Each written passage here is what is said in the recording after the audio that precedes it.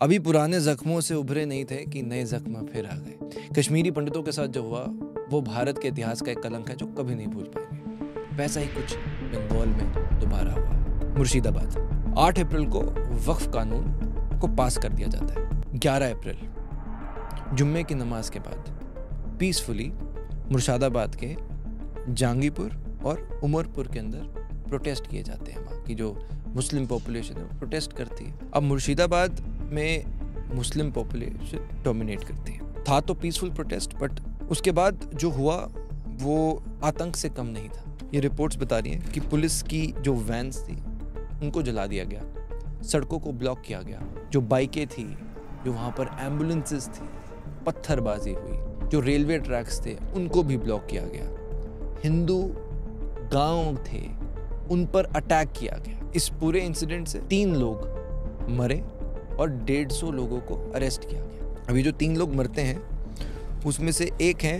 ये रोती हुई महिला पारुल दास। इनके पति हरगो बिंदो और बेटा चंदन एक ही दिन में मर जाते हैं इस दंगे की वजह से। ये कहाँ के रहने वाले थे? शमशेरगंज। मैं जो भी बोल रहा हूँ फैक्चुअली किसी न्यूज़ पोर्टल से पढ़ के बोल रहा हूँ, कुछ भी मन से नहीं बोल रहा। और ये वीडियो किसी हिंदू या मुसलमान के लिए नहीं, अगर आप अपने देश की परवाह करते हैं ये वीडियो आपके लिए।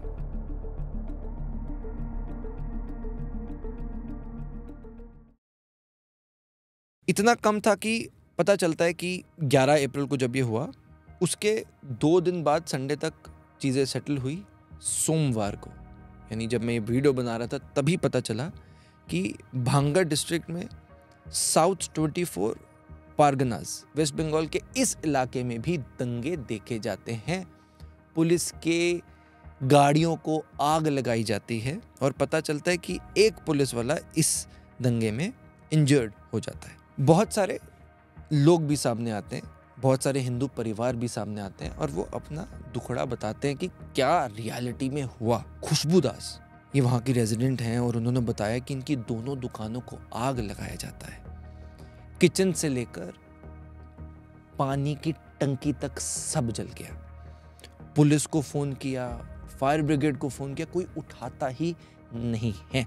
वीडियो देखिए। हम लोगों का यहाँ पे जो मोदी खाना दुकान है वो सब मतलब कि जला दिया और पूरा तोड़ फोड़ मतलब 2 दुकान है, दोनों दुकान में घर में घुस के पूरा आग लगा दिया। और कुछ मतलब पानी भी पीने का ये नहीं है, सब टैंकी होंगे सब मतलब कि आग ही बाहर निकली है। तो वो भी मतलब कि फोन नहीं उठाया, फोन उठा ही नहीं, कोई भी फोन नहीं उठा रहा था। इसमें से सबसे जो दुख की बात है वो ये थी कि मुर्शिदाबाद में जब ये प्रोटेस्ट हुआ वहाँ पे बताया जा रहा है कि करीब 400 हिंदू लोग वहाँ से डर की वजह से, उस प्रोटेस्ट के डर की वजह से मुर्शिदाबाद को छोड़ देते हैं। बोट से वो माल्डा नाम की जगह में जाते हैं और वहाँ पे एक रिफ्यूजी की तरह रहते हैं। सोच के देखिए, आप अपने ही देश में अपना घर छोड़ के किसी दूसरी जगह रहने जा रहे हैं क्योंकि वहाँ पर प्रोटेस्ट हो रहा है और आप इतने डर गए हैं कि आपको वहाँ पर सेफ ही नहीं फील हो रहा। ये अपने देश का हाल है।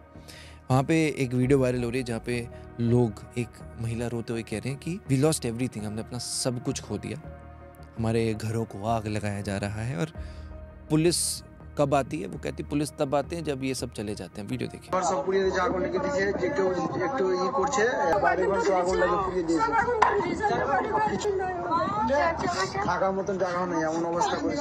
जान बचाकर भागा है।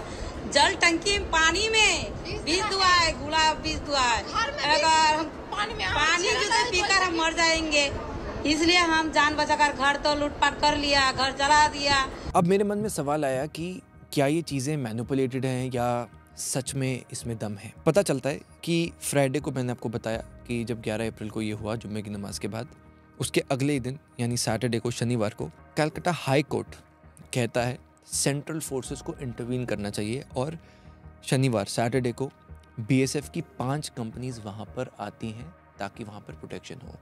बहुत सारी ऐसी वीडियोस भी सामने आई जहाँ पर वहाँ के रेजिडेंट्स वीडियो में बोल रहे हैं कि प्रेसिडेंट रूल लेकर आओ, हमें यहाँ पर डर लग रहा है। बीएसएफ और सीआरपीएफ को कह रहे हैं कि आप अपना कैंप यहाँ पर परमानेंट लगाओ।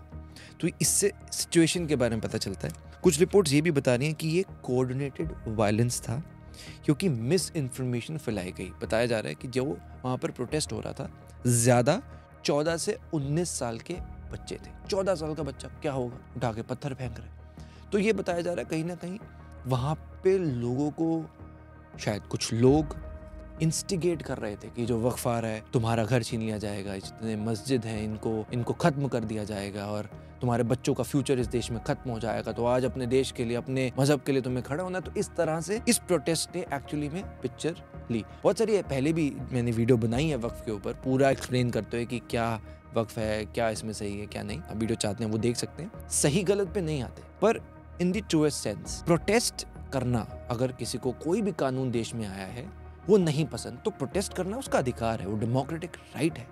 पर वायलेंस करना किसी का राइट नहीं है।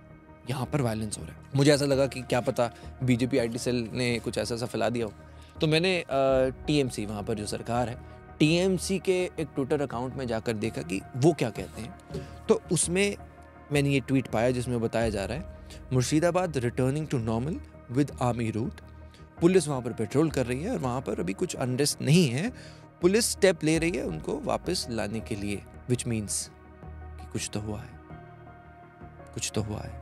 सबसे बड़ा सवाल वहाँ पर आता है ममता बनर्जी पे, क्योंकि ममता बनर्जी ने ये चीज़ पहले ही क्लियर कर दी कि जो वक्फ कानून है वो हम बंगाल में नहीं आने देंगे। ममता बनर्जी ने कहा कि अगर एक कम्युनिटी गुस्सा करेगी, अगर वो एजिटेट कर रही है, प्रोटेस्ट कर रही है, तो क्या आप कंट्रोल कर पाएंगे? तो इसको भी एक तरह से एक टॉन्ट की तरह देखा गया कि क्या लोग सरकार या कानून से बढ़कर है। वीडियो देखिए जरा। মুসলিম কথা বলছেন, একটা ধর্মের নামে এত কুৎসা করছেন, একটা অপপ্রচার করছেন।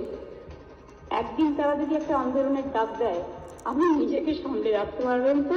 दूसरा बहुत बड़ा सवाल आता है ममता बनर्जी पे, क्योंकि अगर आपके अपने स्टेट के लोग ये कह रहे हैं कि हमें प्रेसिडेंट रूल चाहिए, आप अपने ही लोगों को सेफ्टी नहीं दे पाए। क्योंकि ऐसी भी रिपोर्ट्स आ रही थी कि बंगाल के अंदर हर बार मॉब कहीं से भी आ जाता है। आपको याद होगा आरजीकर मेडिकल कॉलेज, वहाँ पर जब एक लड़की का रेप हुआ तो पूरा देश शॉक में था। मैंने खुद पॉडकास्ट किया, डॉक्टर रक्षिता वहीं पर डॉक्टर थी कोलकाता में, उनके साथ हमने पॉडकास्ट किया। डॉक्टर शौर्य एम्स के डॉक्टर हैं, उनके साथ, क्योंकि उस वक्त सबके अंदर एक नेशनल फीलिंग थी कि यार कैपिटल पनिशमेंट दो इस इंसान को, जो देश में हुआ है लड़कियों के साथ और जो एक डॉक्टर के साथ एक सरकारी कॉलेज के अंदर हुआ है, तो इसका मतलब धज्जियाँ उड़ी पड़ी है सिस्टम की। उम्मीद थी कि कुछ होगा, क्योंकि बहुत बड़े पैमाने पे प्रोटेस्ट हुआ। संजय रॉय को लाइफ इम्प्रिजनमेंट हुई है और बोला गया कि उसी ने सब किया है। हालांकि on the contrary Sanjay Roy ने बोला कि मैंने कुछ नहीं किया, ज़बरदस्ती मेरे से साइन कराया जा रहा है। सवाल ये भी उठते हैं, जो संदीप घोष जो उस कॉलेज के प्रिंसिपल थे उसको भी छोड़ दिया गया। सबसे बड़ा सवाल इस पूरे मुद्दे में तब बना, इस पूरा जो इवेंट था, मैं पूरे पे तो नहीं जाऊंगा, बट जब ये पूरा केस हो रहा था, रात को एक मॉब आता है और उस कॉलेज पे अटैक कर देता है। यही सवाल दोबारा से बंगाल में आता रहता है कि जब भी वहां पर कोई प्रोटेस्ट होता है, जब भी वहां पर कुछ लोग अपनी आवाज उठाते हैं, तो कहीं से भी मॉब कैसे आ जाता है। आरजीकर मेडिकल कॉलेज में तो सबने देखा। तो ये भी सवाल कहीं ना कहीं ममता बनर्जी की कॉम्पिटेंसी पे आता है। तीसरा सवाल जो कि एक नेशनल मुद्दा है, बंगाल तक सीमित नहीं है, वो है इलीगल माइग्रेंट्स। बहुत क्रिटिकल आर्टिकल था जो मैंने पढ़ा, जो कि शायद मेरे लिए बहुत शॉकिंग था। मुर्शिदाबाद, जैसे मैंने आपको बताया कि मेजॉरिटी वहाँ पर पॉपुलेशन है मुस्लिम्स की। अब मुर्शिदाबाद को अगर आप मैप पे देखेंगे, मुर्शिदाबाद बॉर्डर शेयर करता है बांग्लादेश के साथ। 2016 में किरण रिजिजू जो हमारे मिनिस्टर हैं, उन्होंने बताया 2 करोड़ इलीगल इमिग्रेंट्स हैं जो कि बांग्लादेश से भारत में रह रहे हैं। होता क्या है, जब भी ऐसे इलीगली कोई भी दूसरे देश का व्यक्ति यहाँ पे रहता है बिना किसी वीज़ा से, बिना किसी ऑफिशियल डॉक्यूमेंट्स के साथ, तो सबसे पहली चीज़ वो फेक आधार कार्ड बनाता है। आधार कार्ड तो आपने देखा चैट जीपीटी से बन जाता है, फ्री में बन जाता है। आपका एक वोटर तैयार हो गया आपके देश के लिए, सबसे पहली कंसर्निंग चीज़। दूसरी, जो भी आपके देश की स्कीम्स होती हैं, जब वो लागू की जाती हैं, वो गरीबों के लिए होती हैं जो ऑलरेडी आपका देश गरीब है। पर अगर बाहर से लोग आ रहे हैं जो कि दूसरे देश के हैं, तो वो स्कीम्स का बेनिफिट आपके अपने लोग नहीं ले पाते। स्पेशली शेख हसीना ने बांग्लादेश की जिम्मेदारी, जब वो वहाँ से भागी हैं, तब से बांग्लादेश की हालत और खस्ता हुई जा रही है। और तब भी बांग्लादेशी जो हिंदू थे उन पर अटैक किया गया। रिपोर्ट बताती है 23 हिंदू वहाँ पर मारे गए। ये तो रिपोर्ट बतानी है, असलियत में कितने सोचिए 123 मंदिरों को अटैक किया गया बांग्लादेश में। तो हर बार हिंदू ही क्यों, ये सवाल है जो कि हमें खुद से पूछना चाहिए, बार बार ही क्यों। इलीगल इमिग्रेंट्स जो एक इशू हुआ, उस उससे भी बड़ा सवाल होता है जो कि मैंने बोला नेशनल सिक्योरिटी का। 17 दिसंबर 2024 एनडीटीवी का एक आर्टिकल है जिसमें बताया जा रहा है बांग्लादेश से टेररिस्ट आ रहे हैं कहाँ पे, असम और बंगाल के अंदर। ये आर्टिकल बताता है कि ये जो लोग थे अल-कायदा के मेंबर्स थे, 8 टेररिस्ट को अरेस्ट किया गया Assam police special task force द्वारा। मोहम्मद शब शेख ये 32 साल के थे, इनका इंटरव्यू लिया गया। इन्होंने क्या बताया ध्यान से सुनिएगा।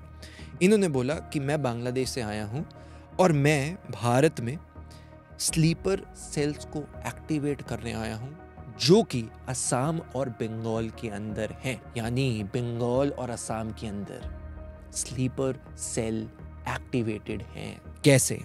उन्होंने बताया कि हम बंगाल के अलग अलग इलाकों में जाते हैं, जो बच्चे होते हैं, यूथ होता है, उसको इन्फ्लुएंस करते हैं, अपनी मूवमेंट के साथ जोड़ते हैं। और सबसे इसमें शॉकिंग चीज़ जो कि इस केस से लिंक करती है वो है कि इन्होंने बताया कब कि हमारी मीटिंग्स मुर्शिदाबाद में भी होती थी। सोच के देखिए, आप एक टेररिस्ट बता रहा है कि हमारी मीटिंग्स इस जगह में होती थी।